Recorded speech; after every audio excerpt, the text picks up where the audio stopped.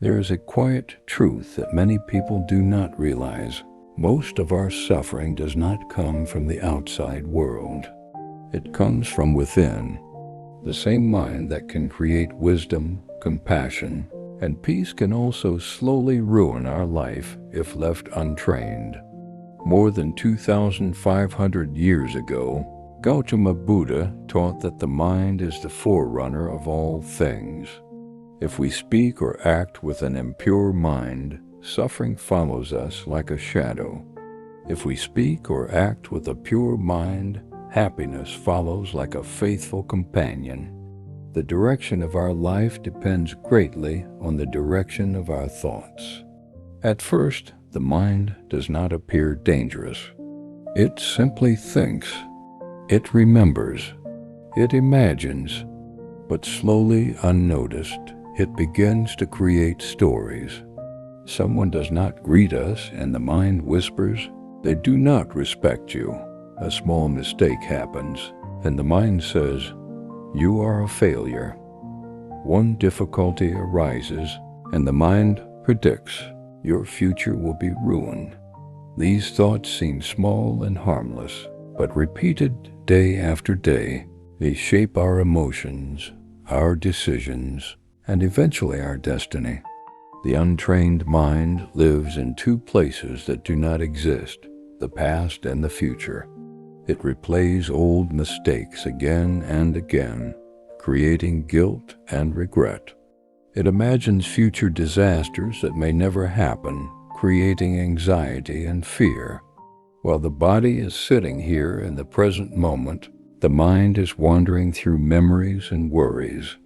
Because of this, we miss the only moment where life is truly happening, now. Opportunities pass. Relationships weaken. Peace disappears. Not because life is terrible, but because the mind is restless. There is a story of a man who carried a heavy sack of stones on his back. Each stone represented a resentment, a regret, or a fear. When someone insulted him, he added a stone. When he failed, he added another. When he felt jealous, another stone went in. Over time, the sack became so heavy that he could barely walk. Yet no one forced him to carry it. The weight was self-created. In the same way, when we hold on to anger, jealousy, comparison, and negative self-talk, our mind becomes a burden we carry everywhere. One of the most destructive habits of the mind is comparison. We compare our success to others, our appearance to others, our spiritual progress to others. The mind says, "You are behind.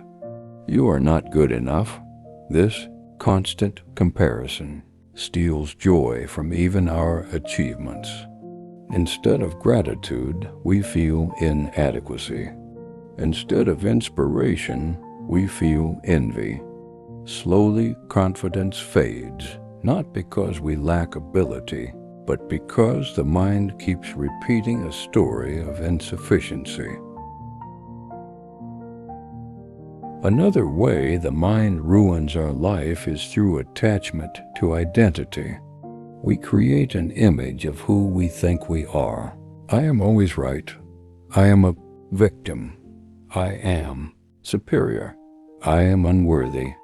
Once this identity forms, the mind defends it at all costs. We argue unnecessarily. We refuse to admit mistakes. We avoid growth because change threatens our self-image.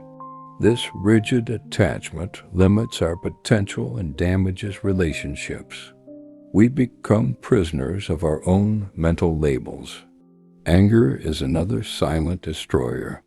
When someone hurts us, the mind replays the event repeatedly, as if reopening a wound. Each replay strengthens the emotion.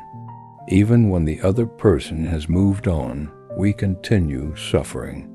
As the Buddha taught, holding on to anger is like holding a burning coal with the intention of throwing it at someone else. We are the ones who get burned. The mind convinces us that resentment gives us power, but in truth, it drains our energy and poisons our peace. Fear also grows in an untrained mind. Fear of failure prevents us from trying. Fear of rejection prevents us from loving fully. Fear of criticism prevents us from speaking truth. Over time, we live smaller and smaller lives, not because opportunities are absent, but because the mind constantly predicts danger. The tragedy is that most of these fears are imagined, yet the body reacts as if they are real, filling us with stress and tension. Perhaps the most subtle way the mind ruins life is through unconscious habit. Negative thinking becomes automatic. Complaining becomes normal. Blaming becomes easy.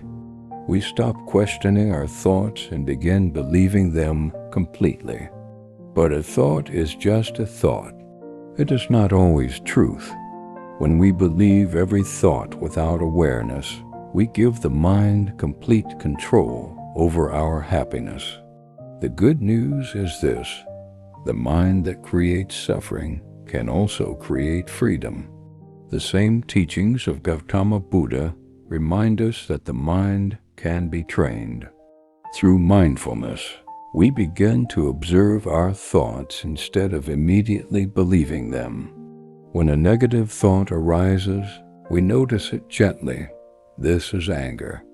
This is fear. This is comparison. In that moment of awareness, space appears.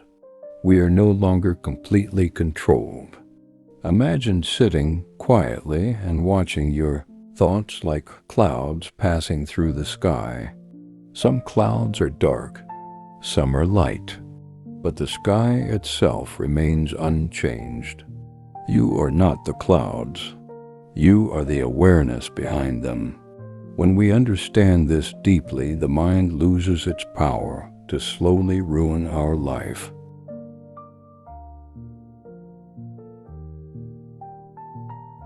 Training the mind does not require perfection. It requires patience. Start with small steps. Spend a few minutes each day in silence, focusing on the breath. Practice gratitude instead of complaint. Replace harsh self-talk with compassionate words. When anger arises, pause before reacting. When fear appears, question its truth. These simple practices gradually transform the mind from an enemy into a friend.